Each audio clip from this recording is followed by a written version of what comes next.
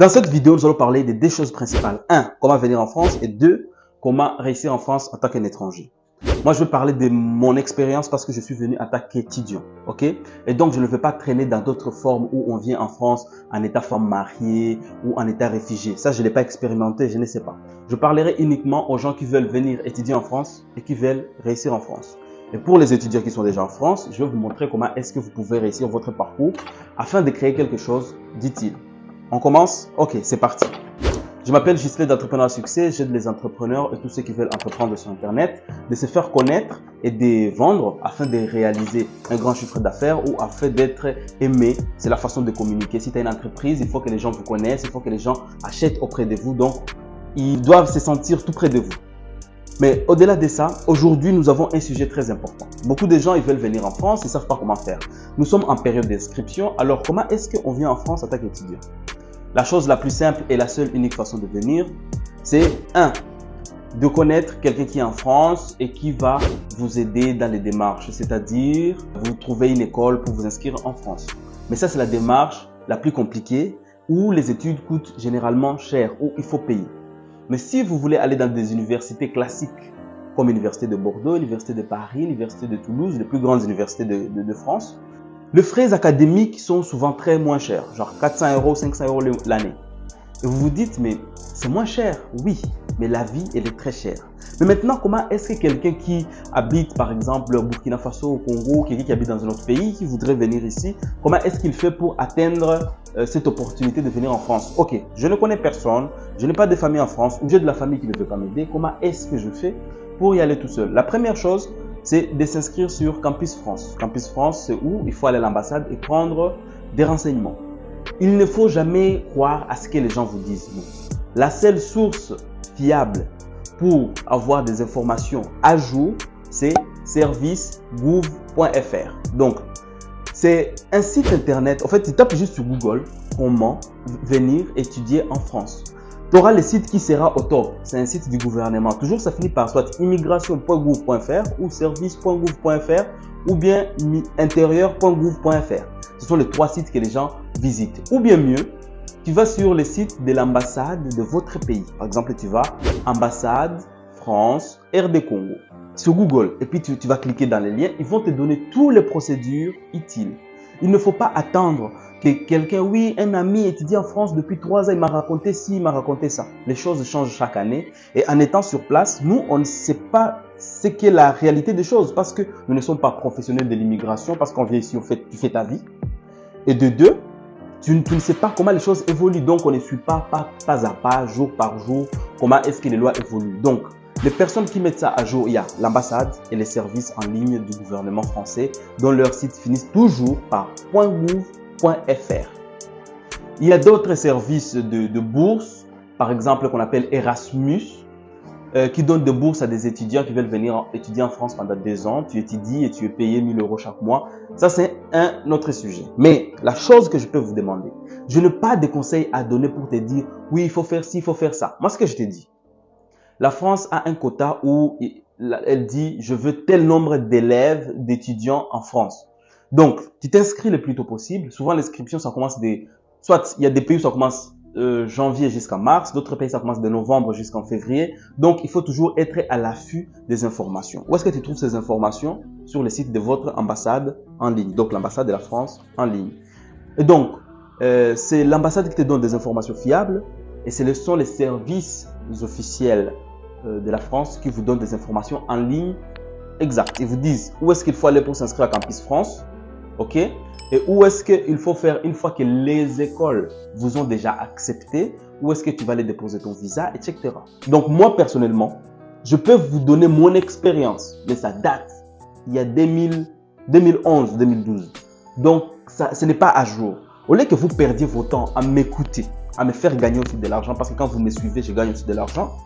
Vaut mieux que vous ayez directement service.gouv.fr ou bien intérieur.gouv.fr, mais vous cherchez seulement comment immigrer en France en tant qu'étudiant.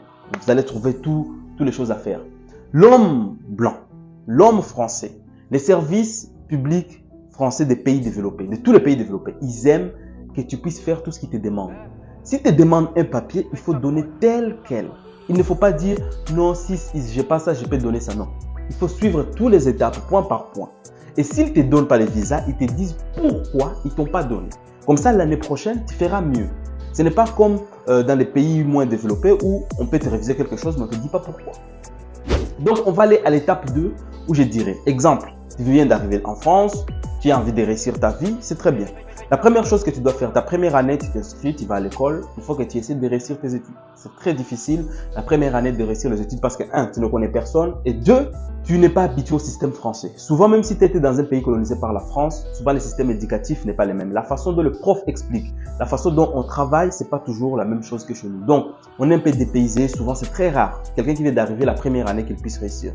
Ceux qui réussissent, généralement, ce sont des gens qui, leurs parents leur ont mis dans des grandes écoles secondaires ou dans les grands lycées du pays, souvent les lycées français, des choses comme ça. Ou bien ce sont des enfants qui n'ont pas la pression de la famille où ils doivent chercher du travail et étudier pour bien vivre en France. Eux, souvent, ceux qui sont 100% à l'école, ils réussissent. Mais les conseils que je vais vous donner, c'est une chose. Autant l'école c'est important, mais autant dès votre première année, vous devez définir est-ce que j'aimerais rester en France après mes études ou j'aimerais retourner au pays après mes études. Parce que chaque année qui passe que tu es en France, c'est une année où tu prouveras plus tard que tu as participé à l'effort national. Par exemple, pendant tes vacances, tu préfères voyager au lieu de trouver un petit job. Les petits jobs là, on te payera, un, ça t'aide à vivre et deux, on te donnera des fiches de paye. Les fiches de paye là te serviront plus tard.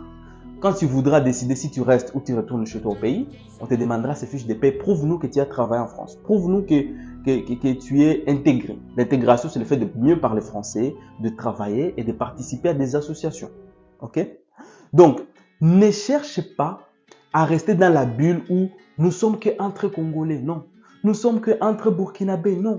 Si tu voulais rester entre Congolais, il fallait rester dans ton pays là-bas.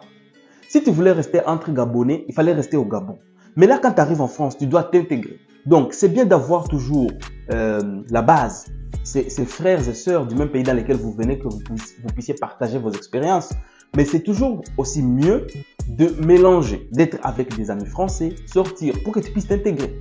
Je ne trouve pas normal qu'il y a des gens qui viennent en France depuis 10 ans et ne parlent pas français. Ça, ce n'est pas normal. Et donc, si tu viens d'un pays où on ne parle pas beaucoup français, que tu arrives en France, il faut que tu t'efforces à parler français. Parce que la langue, c'est le premier signe d'intégration. Et aucun pays au monde ne va te donner ces papiers si tu ne parles pas leur langue. Donc, tu dois comprendre que pour réussir, première chose, je dois m'intégrer. Après que tu t'es intégré, tu dois faire quoi? Pendant tes vacances, s'il le faut, ou bien pendant tes études, si tu n'as pas le choix, tu dois trouver un petit travail à côté. Que tu laves les assiettes, que tu gardes les enfants, que tu fasses des courses pour les gens, que tu gardes de vieux.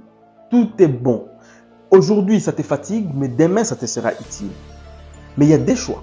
Si tu as choisi de rester en France, ne te focalise pas seulement sur tes études. C'est très important les études, mais ne te focalise pas beaucoup. Tu dois réfléchir, tu te dis, j'ai réussi les études, mais et si mes études ne me permettaient pas de trouver un boulot par rapport à ce que j'ai suivi comme cursus? Qu'est-ce que je fais à côté? C'est pour cela que tu dois avoir un métier manuel. Je ne dis pas que parce que tu es étranger, tu dois faire le métier manuel. Et souvent, les métiers manuels, ce sont des métiers qui payent le mieux. Il y a des gens qui sont dans les bureaux, costard, cravate, qui gagnent 1800. Et puis, il y a nous autres qui travaillons en tant que cuisiniers, on gagne 2000, 1900, enfin 2500. Ça dépend dans quel cadre tu es. Donc, il faut que au-delà de tes études, tu connaisses un métier manuel, un vrai métier. Les métiers dans lesquels les gens ont du mal à trouver des employés, en tant que la restauration, le babysitting, travailler dans les maisons de retraite, des choses comme ça. Peut-être aux yeux des autres personnes de ton pays ou les Africains vont te dire que c'est un métier pas noble. Mais au fait, au fond, c'est un métier qui aide les gens et ça t'aide aussi. Et maintenant, ce n'est pas tes études et ce n'est pas le seul emploi que tu vas trouver en France qui va faire en sorte que tu réussisses simplement ta vie. Là, tu vas vivre normal. Tu auras un joli appartement, normal. Tu auras une belle télévision, normal. Tu auras une femme ou un mari, normal. Tu auras des enfants, peut-être normal. Mais si tu veux réussir encore plus, au-delà de tout cela, au-delà de tes études, au-delà du travail, tu dois entreprendre quelque chose. Moi, je ne comprends pas comment est-ce que tu es dans un pays d'autrui et tu te limites à travailler seulement au même niveau que les gens qui sont nés dans ce même pays. Pour te faire remarquer, pour que tu sois grand, tu dois faire mieux que tous qui sont autour de toi. Tes amis, ils vont à l'école, ils dorment. Toi, tu dois non seulement aller à l'école, mais tu dois aussi travailler. Il y a aussi des Français qui vont à l'école et qui travaillent. Mais comme ils existent, comme toi tu es étranger, que tu sais que pour mériter ta place, pour que tu ailles au-dessus de l'échelon, tu dois encore entreprendre. Du coup, tu dois faire quelque chose d'autre que les études et le travail. Parce que cette autre chose-là, c'est ce qui te rendra riche. Mais les études et le travail te donnera une vie stable. Mais l'entrepreneuriat te donnera une vie au-dessus. Et nous avons la chance qu'aujourd'hui, moi, à mon époque, quand je suis venu en France en 2016, les trucs d'Internet, c'est pas trop top. Hein. On faisait du MLM, on créait des entreprises où on devrait livrer des repas comme ça. On devait aller faire les courses pour les gens. Ça, c'est difficile. Aujourd'hui, avec Internet, tu peux devenir blogueur. Tu peux commencer à parler devant les gens comme ça. Et c'est des choses faciles. Et je suis sûr au fond de toi que tu as quelque chose à raconter. Que tu peux aller devant la caméra et raconter ton histoire. Comment est-ce que tu es arrivé en France? Tu peux aller devant la caméra et raconter au monde comment est-ce que vous vivez au Congo, au Burkina Faso. Tu peux aller devant la caméra faire des story time. Tu peux aller devant la caméra et expliquer aux gens tes cours. Le cours que tu vois en cours là. Tu expliques. Aujourd'hui, je vais vous expliquer les droits par exemple. La comptabilité par exemple. Et quand vous avez des vues, vous êtes payé pour ça. Et en plus de cela, vous pouvez proposer des tutorats où vous aidez d'autres élèves ou étudiants à réussir leurs cours contre, par exemple, je peux dire par exemple 200 € la semaine ou 150 € la semaine par exemple. Et que, à part tes études, à part ton vrai travail, tu peux avoir quelque chose de plus. Ok? Donc, être étranger, réussir en France, ce n'est pas facile, c'est très difficile. Il faut avoir le mental où tu te dis, déjà, le fait de venir en France, je viens de perdre 10 ans de ma vie. Ça veut dire que c'est comme si tu fais 10 pas en arrière. Et donc, si je veux avancer, je dois aller très fort, je dois aller très dur. Je dois me battre bec et ongle pour que je puisse aller le plus loin possible. Et c'est pour cela, 1, je n'accepte pas de dormir beaucoup. 2, j'accepte que je devais faire des sacrifices. Même quand je serai malade, j'irai travailler. 3, j'accepte que je ne pourrais pas me plaindre parce que je n'ai pas d'aide ou telle aide. Non, moi je suis un étranger dans un pays, je dois respecter les règles, je dois suivre la société telle qu'elle, je ne dois pas me plaindre, je dois seulement faire ce qu'il faut pour que je puisse survivre et que je puisse rendre mes parents fiers. Parce que bien souvent, les parents qui t'amènent en France, ce sont des gens qui se sont sacrifiés des années. Ils ont accepté de t'envoyer chaque année, chaque mois 1000 €, 2000 €, 500 € pour que tu payes ton loyer, pour que tu payes tes études. Mais au final, qu'est-ce que tu prouves? La meilleure façon de les remercier, c'est leur devoir. Tu n'es pas obligé de les remercier. Mais la meilleure façon de les remercier, c'est de dire, je refuse la négativité. Je refuse d'être flemmard. Je refuse de me contenter du peu. J'ai envie de faire plus. J'ai envie de faire plus. Et donc voilà. Mais surtout, ayez des bons compagnons. Ne choisissez pas une femme ou un homme qui n'a pas beaucoup d'ambition. Trouvez quelqu'un qui va toujours t'élever. Même si ce n'est pas obligé que la personne ait des ambitions entrepreneuriales, non. La personne peut être là pour te pousser de l'avant, te dire tire de l'avant, courage, tu es fort. Quand tu vas aller travailler, la personne reste là pour te faire à manger peut-être, ou pour t'encourager, etc. et vice versa. Il faut que tu sois avec... Parce que souvent les relations ruinent. Et une fois que tu as trouvé une personne qui t'aime et qui est dans une position stable ou dans une situation stable en France, il faut rester sérieux. Ne tournez pas en rond à gauche. Restez sérieux et cela pourrait vous être efficace dans le futur. Vous me remercierez. Mais ceux qui sont intelligents ont compris qu'est-ce que je veux dire. Trouvez une personne stable qui vous aime et que vous aimez. Soyez sérieux. Allez jusqu'au bout de votre relation et vous me remercierez le jour J. Parce que cette personne te sera loyale et sera prête à t'aider parce que tu auras besoin d'elle. Et je ne vais pas dire dans cette vidéo de quoi est-ce que je parle. Mais ceux qui sont intelligents ont compris. C'était Ghislain d'Entrepreneur Succès. N'hésitez pas à vous abonner. On parlera des sujets toujours pareils. Merci. À bientôt. Ciao.